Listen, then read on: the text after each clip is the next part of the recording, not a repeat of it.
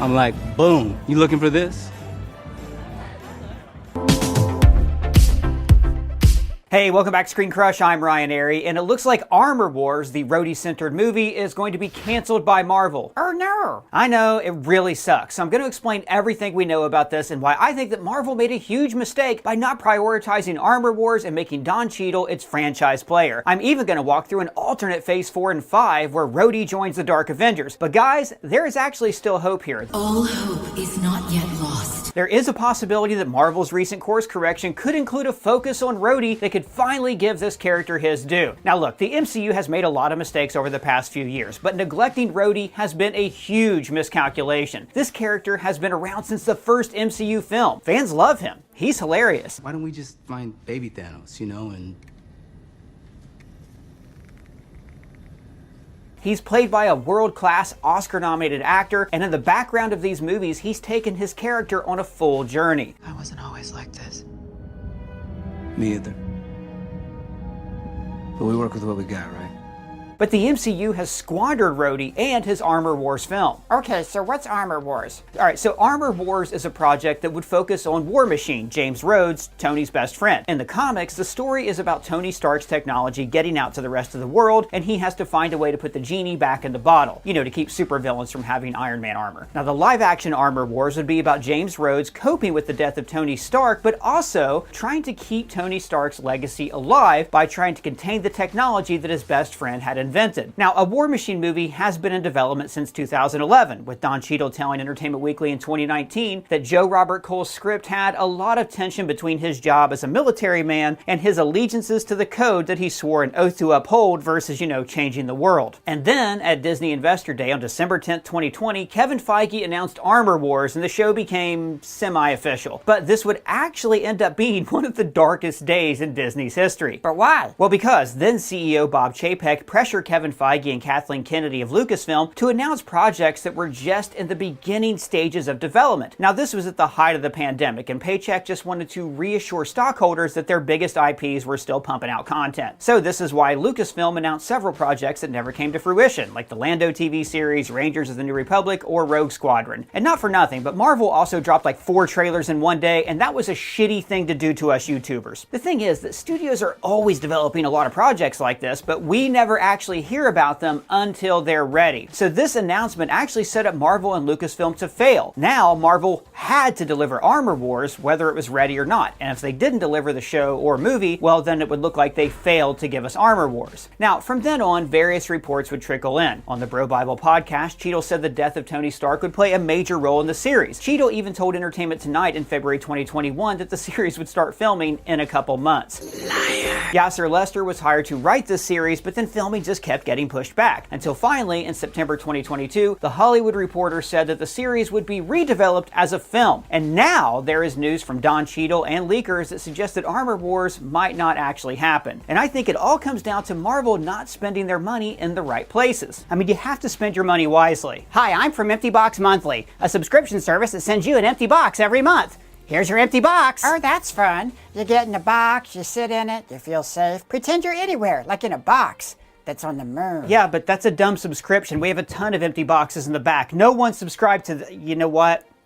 I just checked my Rocket Money, and actually, you're right. I did accidentally subscribe to this, and I can cancel that subscription through Rocket Money right now. Person, what's Rocket Money? Are you going to space in your moon box? No, Rocket Money is a personal finance app that helps you find and cancel your unwanted subscriptions, monitors your spending, and helps lower your bills so you can grow your savings. See, most Americans think they spend about $62 a month on subscriptions, but the real number is closer to $300. Even if just a couple subscriptions fall off your radar, those recurring payments you don't know about can really add up. Like, this happens to me all the time. For instance, when we cover a show, sometimes we accidentally subscribe to a streaming service twice. Like, I subscribe to a service, I get busy, I forget about it, and next thing you know, I'm spending twice as much for the same service. With Rocket Money, you can see all of your subscriptions in one place and know exactly where your money's going. For any subscriptions you don't want anymore, Rocket Money can help you cancel them with just a few taps. It's also a personal finance manager that helps you manage your subscriptions, lower your bills, check your credit score, and plan for your financial future. You can use Rocket Money to analyze your spending habits and create a custom budget that works with your lifestyle. And they'll even alert you if you go over budget. Rocket Money money can even help you to renegotiate some of your bills, lowering them up to 20% in some cases. Gee whiz, all that in one app? Yes, Rocket Money has over 5 million users and has saved a total of $500 million in canceled subscriptions, saving members up to $740 a year when they use all of the app's features. So stop wasting money on things that you don't use. Cancel your unwanted subscriptions by going to rocketmoney.com/ScreenCrush Rewind. That's rocketmoney.com/ScreenCrush Rewind. You can click our link in the description. This is one of my all-time favorite apps and one of the all-time best sponsors we talk about on this channel. So again, go to rocketmoney.com/ScreenCrush Rewind to get started today. Now, back to Armor Wars. Don Cheadle recently appeared on the Today Show, and when they asked him about Armor Wars, he replied, What's Armor Wars? Now obviously, he's joking, but back home we call that kidding on the square, and that is not a good look for this show. And then, very reliable leaker Daniel RPK told The Direct, as for Marvel, they have at least 5 live-action series in development. I also hear that a final decision on the fate of Armor Wars and Blade is expected in the coming months. So none of that looks very good for Armor Wars, and I hate this. So let me explain why the MCU needed Armor Wars in Phase 4. Now look, I do think, before I get to start complaining and stuff, that the MCU is on an upswing overall. They course corrected to prioritize quality over quantity, and they've brought the band back together to make sense of the multiverse saga and Secret Wars. So I don't want to bash the MCU too much, but when you look back over the past few years, Armor Wars really should have been a top priority for the studio. It is unbelievable to me that projects like The Eternals, Agatha, Echo, and Moon Knight, hell, even Shang-Chi were prioritized over this story. Armor Wars should have been a linchpin film of Phase 4. Now, like I said earlier, in the comics, it is a story about Tony losing control. Just like in the films, Tony's always trying to keep his genius from falling into the wrong hands. Now, this theme has been present since the very first Iron Man movie. Tony became Iron Man because terrorists got their hands on his weapons. So, it's a fair question. With Tony Stark gone, who keeps his secrets safe? Who makes sure that people like Justin Hammer don't get their hands on the secrets of time travel? That is the premise of Armor Wars. Now, Phase 4 had a common theme in all of its projects: grief and legacy. Nearly every project in the phase was about people moving on from the snap or grappling with the past. So Armor Wars is a perfect fit for this theme. And I think that, just as Falcon and the Winter Soldier was about Sam taking on the mantle of Captain America, Rhodey should have eventually become the new Iron Man. I mean, this happens in the comics in the 80s when Tony couldn't control his alcoholism. He asked Rhodey to be Iron Man for him, and then he was Iron Man for years, until the helmet was too tight and it drove him crazy and Tony had to come back. Comics are weird. So, in the original Secret Wars,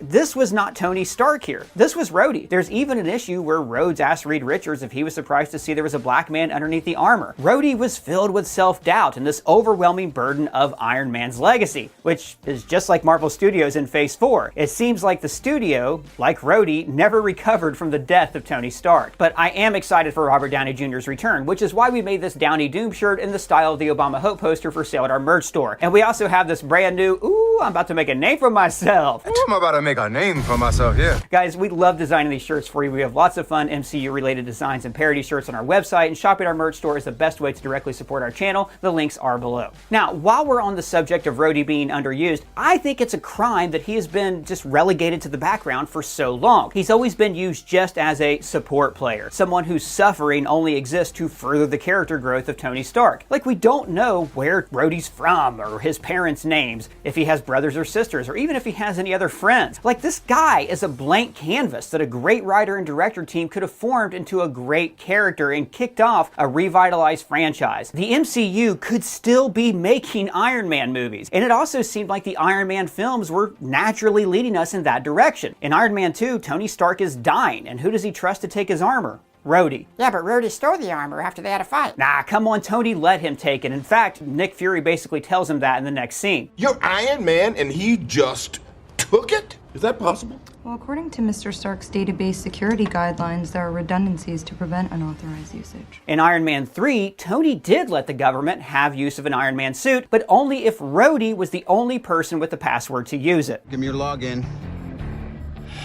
War Machine Rocks with an X, all caps. So guys, the MCU had been seeding the story of Armor Wars for years. It seemed like they were planning on passing the baton to Rhodey. In fact, when you take a step back and you look at phases 4 and 5, you can see how Armor Wars really should have been at the center of the story they were telling. Well, what do you mean by that? Well, look, when you step back and you look at the multiverse saga, I think Marvel made 3 big mistakes, and these are really no-brainers. Number 1, no Avengers films to culminate phases. Number 2, obviously trying to do too many things and too many projects. And number 3, they didn't prioritize the right characters. Armor Wars before Agatha, I say. Not that I don't want an Agatha show, but come on, it's Rhodey. We should have had a Rhodey story by now. So first, I want to talk about the lack of Avengers films. Avengers movies were fun because they forced characters to interact who normally wouldn't fit together. Like that first shot of Iron Man and Captain America standing beside each other, that sold the MCU. But Avengers movies were also important because they kept the franchise on the same page. Films like Captain America Civil War, which is basically an Avengers movie, like those movies informed all of the other movies in the universe. You know where everyone stood, and you could see how all the pieces would fit together. Whereas the multiverse saga has felt very siloed and disconnected. WandaVision barely even connected to the multiverse of madness, with Wanda's character wildly changing off screen. Have you seen it? And no, they had not seen it because it wasn't finished yet. In fact, Elizabeth Olsen even recently told Collider that she would love to return as Scarlet Witch when there's a way to use her well. She also said, "I think that people didn't know what to do with me for a second there. If there's a good way to use her, I'm always happy to come back." Now look, I will say that if the point of like the multiverse saga is that the Avengers have been disassembled, then use that. Make that the focus of your story. Like in the comics, following Civil War, Norman Osborn set up a team of Dark Avengers. These were villains or anti-heroes who were posing as superheroes, and I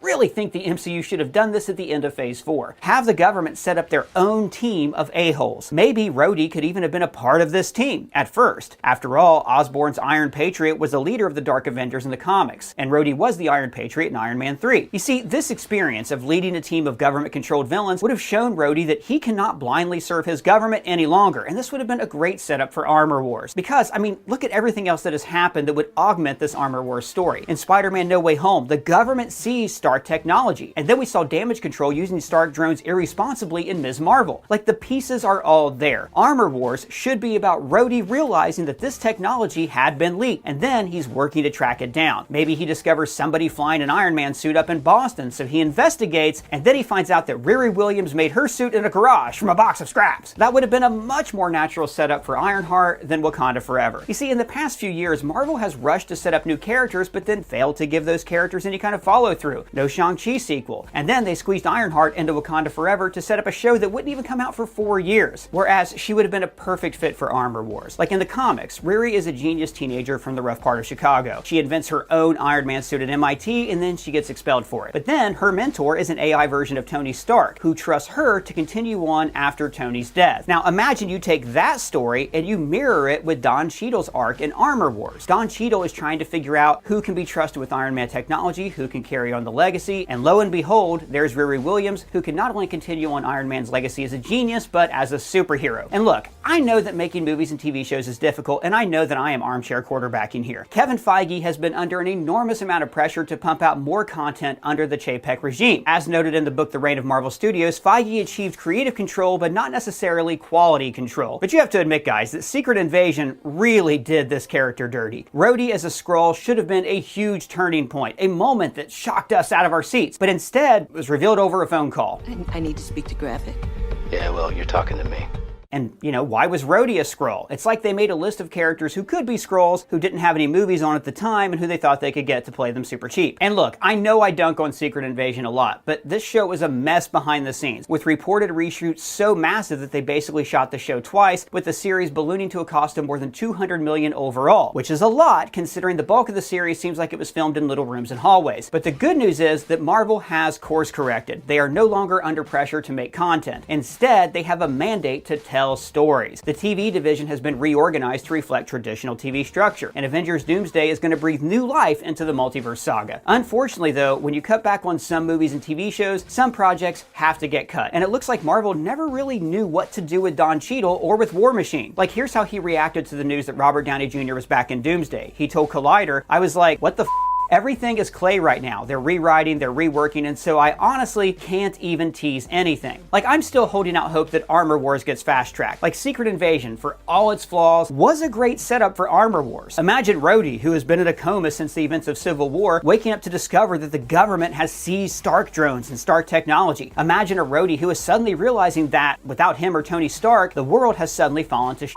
Imagine that Rhodey is a person who has to lead the Avengers into killing a variant of his best friend, or that Rhodey is the only one who can get into Downey Doom's head and save the multiverse. Marvel has a chance here to let Don Cheadle be the center of their saga, and I really hope that they do not waste that chance again. But guys, that's just my thoughts. Let me know what you think down in the comments below, or you can @me on X, Twitter, and if it's your first time here, please subscribe and smash that bell for alerts. For ScreenCrush, I'm Ryan Arey.